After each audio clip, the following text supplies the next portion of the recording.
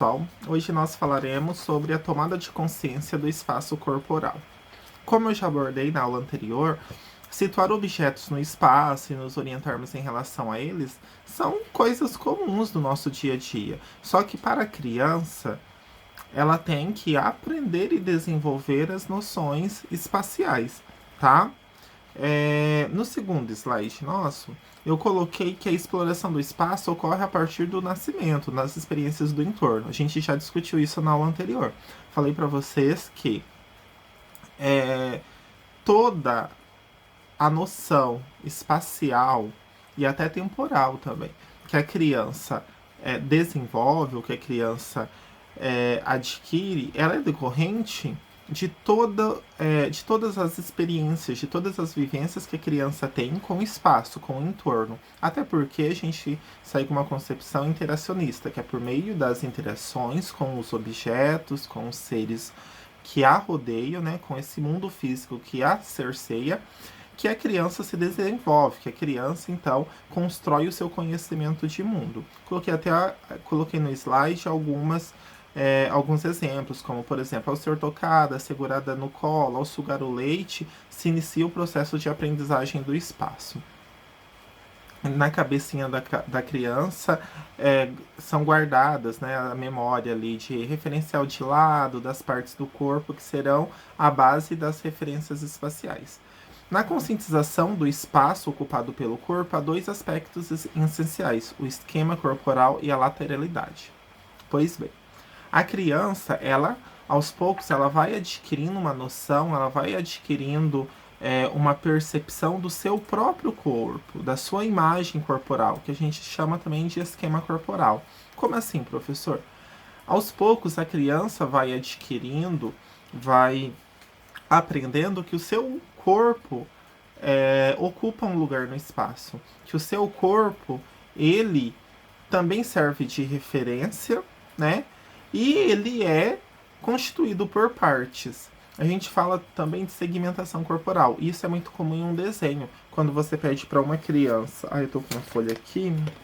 Quando você pede para uma criança desenhar um corpo, ela faz uma bola assim e faz assim, por exemplo. Quando a criança faz isso, ela ainda não desenvolveu a segmentação corporal. Ou seja, ela vê um todo, né? É como se o corpo fosse um todo, uma bola toda, com alguns braço, perna, não sei certinho o que ela desenhou ali, né? Quando essa criança consegue compreender que o corpo tem os tronco, os membros superiores, os membros inferiores, tem cabeça, né? Que daí essa criança começa a desenhar um pescoço aqui. Ó, comecei só, tá, pessoal?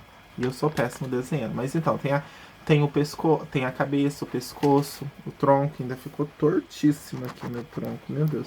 Mas enfim, e daí a criança ela começa a desenvolver o que a gente fala de esquema corporal. Ou seja, ela consegue verificar que o seu corpo é formado por partes, é constituído por partes. E isso é essencial para a criança aprender a ler e escrever. A criança tem que desenvolver o esquema corporal, tá? E a lateralidade nada mais é do que os lados do próprio corpo. Então aqui, ó, coloquei no quarto slide aqui. O esquema corporal é a base cognitiva sobre a qual se delineia a exploração do espaço. Vai depender, então, das funções motoras e da percepção do espaço imediato. Somente quando a criança adquire consciência do corpo é que ela vai obter domínio do espaço, ela vai obter domínio desse corpo, né? Consegue sentar, o aumento do campo da visão, da percepção da posição de objetos e deslocamentos, tudo isso são como que a gente fala? Fatores, né, que contribuem aí, que vêm junto quando a criança adquire essa noção de esquema corporal, tá? E o bebê, então, vai adquirindo cada vez mais domínio sobre o espaço. Logo, um bebê que conseguir ali aos poucos, ele vai ficando durinho, consegue sentar, depois ele vai conseguir o quê? Rolar, engatinhar e depois até finalmente andar. Anda meio desengonçado. Depois ele vai adquirindo ali equilíbrio, né? Ele vai se aperfeiçoando a qualidade desse movimento também. tá? Logo, o meu bebê, professor que trabalha na educação infantil, né? Meu bebê ainda tá começando a ficar durinho, a sentar. Vamos trabalhar depois o rolar, vamos trabalhar o engatinhar e depois o andar. É muito importante que as instituições de educação infantil tenham um espaço que sejam que propiciem a criança a se movimentar. Por quê? Porque é por meio do movimento, é por meio da exploração do espaço que a criança se desenvolve.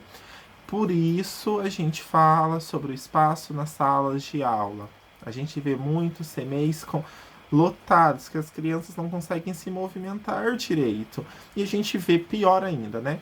Pior que CMEs lotados, a gente vê professores que não querem que a criança corra, que a criança anda, que a criança se movimente.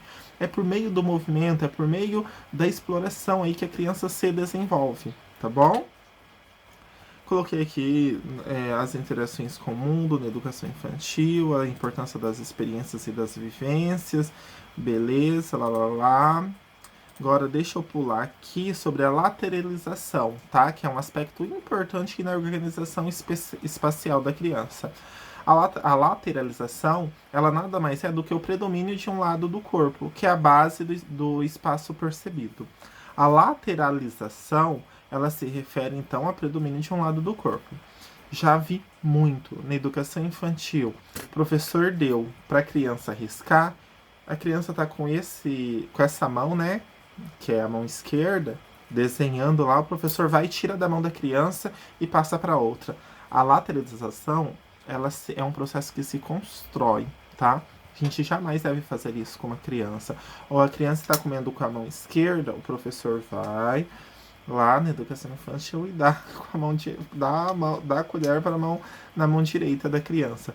Gente, a criança aos poucos vai construindo isso e ela vai ver se é melhor para ela, se ela vai desenvolver melhor, né, o lado esquerdo ou o lado direito.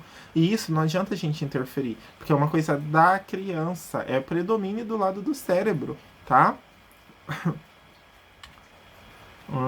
Deixa eu ver aqui o que mais que eu falo para vocês. A análise do espaço deve ser iniciada primeiro com o corpo, que isso a gente já discutiu lá sobre o espaço percebido. Beleza, a partir dos 5 anos a criança toma gradativamente consciência do seu corpo com suas distintas partes, identificando-as. Professor, como que você vê se um aluno tem aí um atraso no desenvolvimento, né? Que a gente tem atraso na linguagem, tal, atraso no desenvolvimento psíquico. Bom, eu vejo geralmente se uma criança não consegue desenhar um corpinho mesmo que não seja bonito, né? Porque nem todo mundo é desenhista, mas consegue desenhar a cabeça, o pescoço, os troncos, os braços. Eu vejo se a criança desenha ainda de 5 anos, desenha assim, ela tem, ó, atraso no desenvolvimento muito bem forte aí, tá?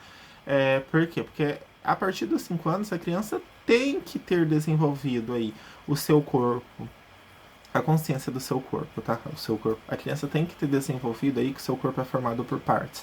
Cabeça. E daí a gente também tem as outras partes, né? Porque o que eu tenho na cabeça? Olhos, boca, nariz, orelhas. A criança tem que ter desenvolvido o esquema corporal, tá? E o professor de educação infantil tem que trabalhar com atividades que propiciem. São quebra-cabeças, atividades em frente ao espelho, músicas, cabeça, ombro, joelho e pé. Então, são isso, tá?